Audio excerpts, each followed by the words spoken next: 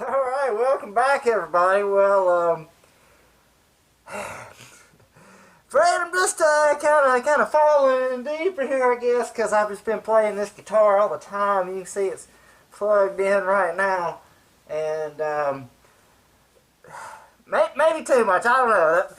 The other day I was looking at guitars, and I was thinking about getting a guitar, and then I was like, I don't know, that'd just be less time to play the old Les Paul. That's just not like me. I've seen from enough commercials about pills for antidepressant that when you're not feeling yourself, like maybe as happy as I am playing this guitar, like me thinking, maybe I don't need another guitar. Like that's not the guitar, I got my ukulele, and it's just, as you can see, just sitting in this little case. It's in there, little case I got for it. It's in there, but it's been in there. I haven't been playing it. So I decided to take action. So last night I got the Rocketeer out, and I started rocking with the Rocketeer, and I had a good time. Now the Rocketeer, if you remember, I put new tuning pegs on it. Does a good move. Having good, nice tuning pegs always makes it a better experience. Stay in tune a little better, and I don't know, sometimes these good, better tuners just feel better while you're trying. I don't know, it's weird. I don't know why that, like, oh, like the way it feels when it's turns. I don't know, but it's kind of a thing. So, remember, there's a short scale guitar, and that means that the distance from the nut to the bridge is shorter. This is almost like a travel guitar. This one, the body shape is like 7/8 of a normal size.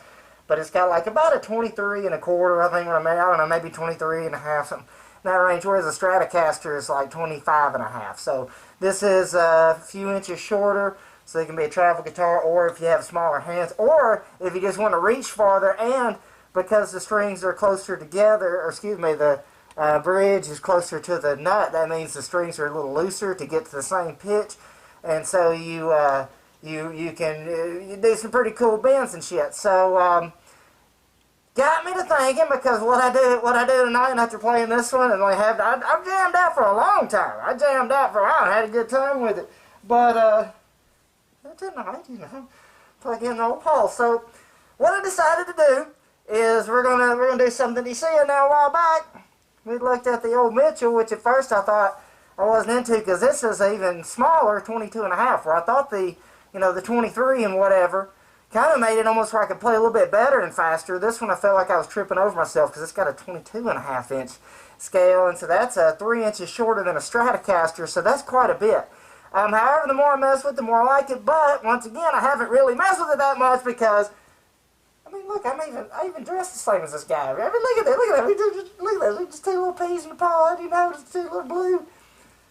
Oh yeah, okay, yeah. So this guitar, it's kind of like a little mini version of it, if you look at it, ain't that cute, so, alright, well, anyway, I thought maybe, because I'd never, normally when I order a guitar, I go ahead and change the strings. Well, I'd never done on this one, because this one, the neck, I was so fascinated with how good the frets felt, and compared to when I got that Rogue before, I had to file the frets down on it, which I'd never done before, and that's fucking did a hack job with a bastard file. Hell yeah, the bastard file. I don't know where it's at. I was going to show you the bastard file. It's a mill bastard file. I don't know. I'll tell you about it again some other times. It was a pretty fun experience. But anyway, this one came and the frets already felt great, so I was so excited about that. And since I never really played that much either, compared to, because, well, I realized I had never changed the strings, and I'll probably end up putting new tuners on this one, but I haven't even give these one a chance, because I haven't put new strings on. It's stay in tune better, and it's going to do better with new strings on it than would be some that who knows how long these have been on here. But this guitar came set up pretty good and it's pretty playable, so I really hadn't, for the little bit that I played it, Another thing interesting about it I want to see whenever I take the strings off is this nut. Does not look like just a cheapo piece of shit plastic nut that you want to replace. This actually looks like the Graphtec nut, or at least something similar, maybe some kind of carbon or whatever, something that's not just regular old plastic. And I know this is the MS100, the MS400. It actually comes with a Graphtec Tusk XL nut, which I bought a few to put on guitars. I've actually put one on another guitar I've shown before, that glary burning fire guitar. I don't have that out at the moment. I put that up whenever I got the Rocketeer out, you know. So anyway, but I'm interested to see, because this one, even though being a cheaper, smaller one, I don't know, maybe it looks like it. It definitely looks like it's a pretty decent nut, and probably one that'd be alright. So I'm going to also, like I said, I'm gonna put new strings on it, but I'm also going to wipe it down with the fretboard oil. And the thing about it was, I don't know if I've mentioned this, but this guitar actually has a, not rosewood, but Jatoba wood fretboard. Now, Jatoba wood, what the hell is that? Nobody fucking knows, or I didn't know.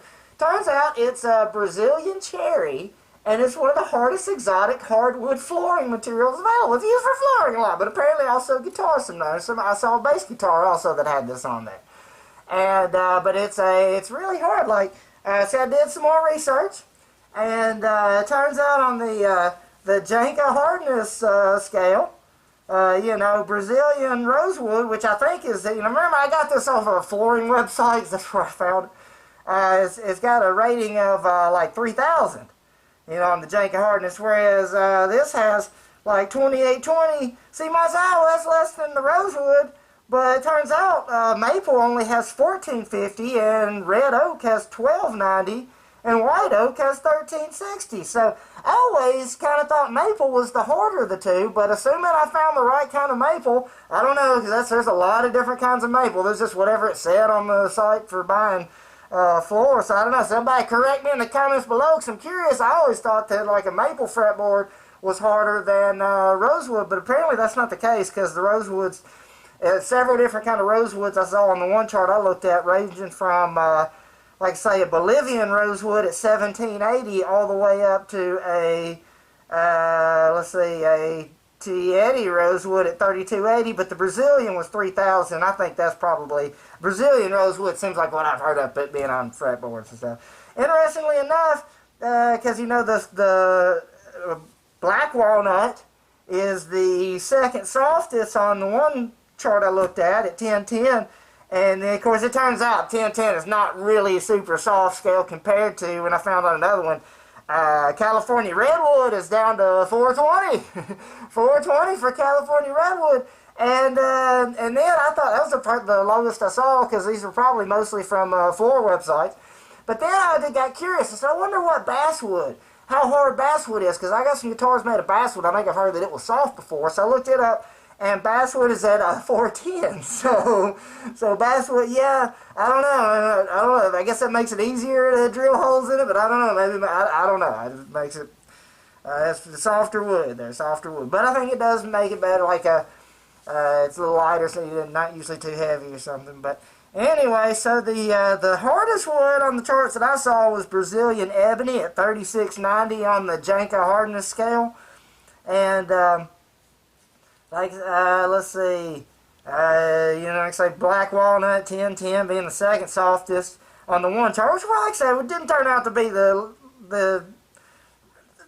total low end of the spectrum, going all the way down to basswood at 410, and that was just the, you know, there are other things I'm sure, but as far as that's what I looked up, I saw basswood at 410, and which I guess nobody makes floors out of basswood, because it wasn't on the floor chart, but you know, so okay, well, like I say, Brazilian walnut, on the other hand, is all the way at 3680, which was the third hardest. So that's hard. Now, the reason I mentioned walnut going down to 1010 and all the way up to 3680 is because I've seen some fretboards made of walnut, and it made me curious. Was it the 1010, the softer one, or that's on the lower end of the flooring spectrum, or would it be the 3680, which would be closer? But if so, then a Brazilian walnut would probably be, if it is Brazilian, it would be about the hardest fretboard you're probably going to get, other than, I guess, if you actually get that Brazilian ebony, which I guess is what, you know, I assume an ebony fretboard is probably Brazilian ebony, so if so, then that's the hardest flooring you can get to use as a fretboard at Brazilian ebony at 3692 on the Janka hardness scale. So let's put some strings on it. Let's use the F1 fretboard oil and see what it does. A lot of times it seems to me it makes it look a little darker, but it just cleans it up. It makes it Makes it good. I'm gonna check the bottle. Hopefully, it's okay to use it on Jatoba wood. Don't know. Guess we'll see. If not, I guess I'll just change the strings and wipe it off with the cloth. Well, let's see what happens. And here's what the fretboard looked like before.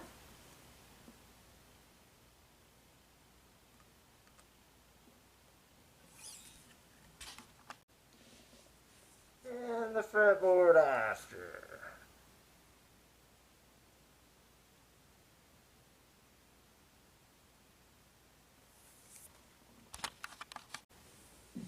Let's carry on before and after. Before, with some cleanness.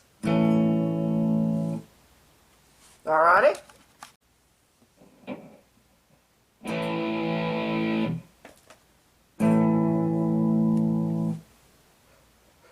That's what it sounds like after.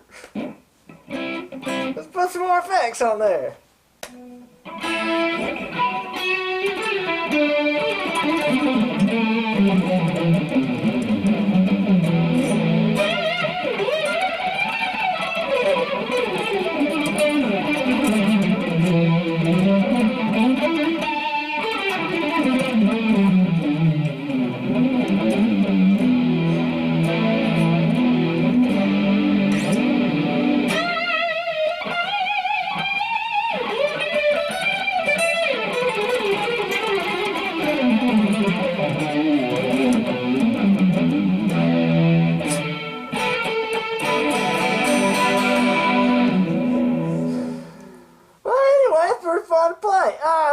Turns out Jatoba, or Brazilian cherry, and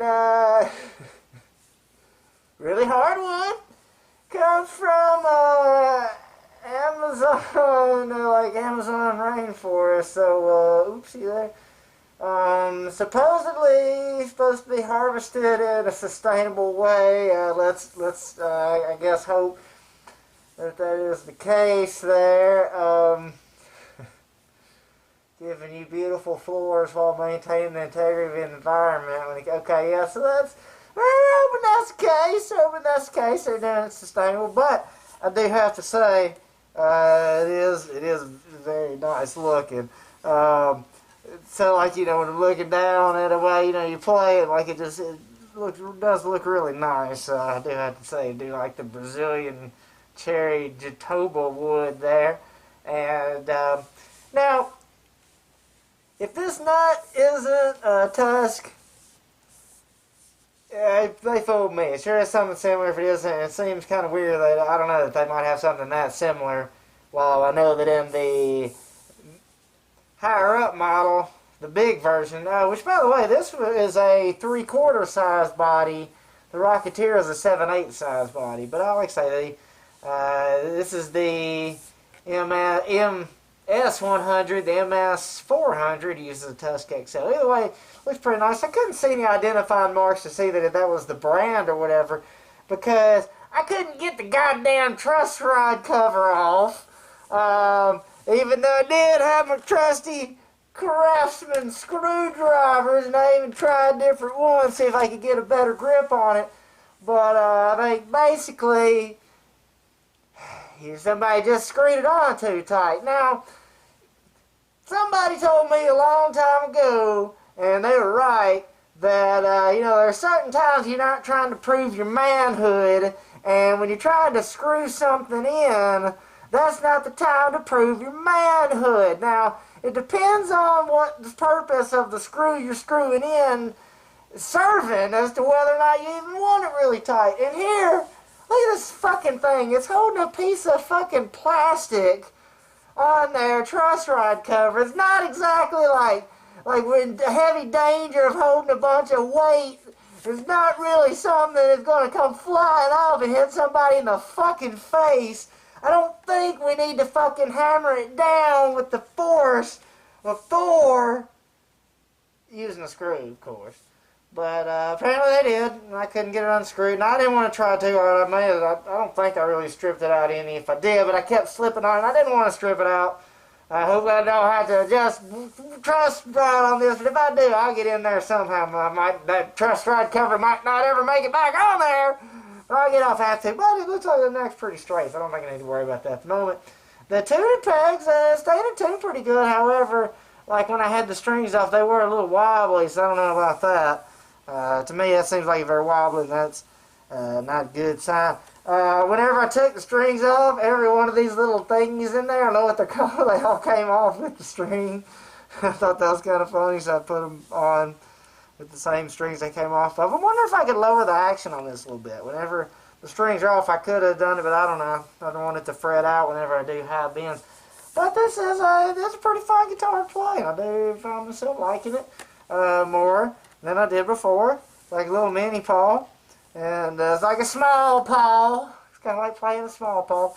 But I will have to say that it's really good on playing some like rhythm, because you know the lower end is just like right here, since you know whatever you're doing some rhythm playing. That's pretty cool feature there. It's kind of the opposite effect of like an SG, where an SG like it's kind of got a scale where like if you're playing down the first position, your hands all like be out of you know, like way over here, you know. Whereas this one is kind of, you know, you're just right in there with it. So it, you know, does, I don't know. You can still reach up there. But then playing down here is good. You know, just good position down here to just do some good riffage.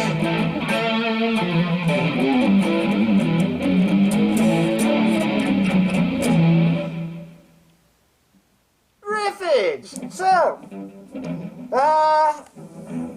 will I now play this more than the tall Paul? Probably not more, but it's a fun guitar to play.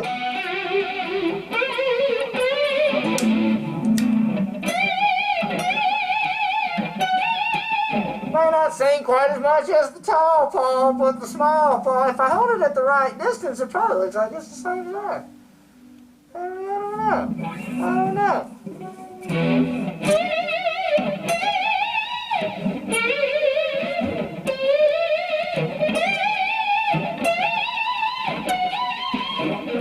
See, that's the benefit of the shorter scale length. You can bend up real high.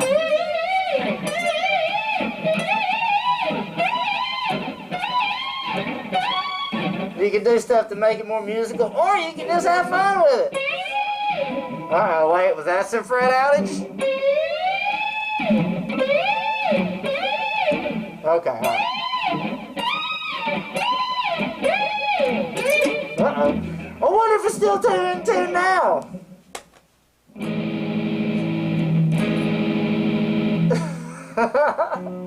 Well, the small Paul's out of tune. I stretched the strings out quite a bit playing, but when you do extreme bends like that, you're really putting it to the test. But hey, you know, it does make me appreciate this guitar more now than I did before, so that's pretty cool. So I don't know. Let's see what happens. Let's keep on rocking.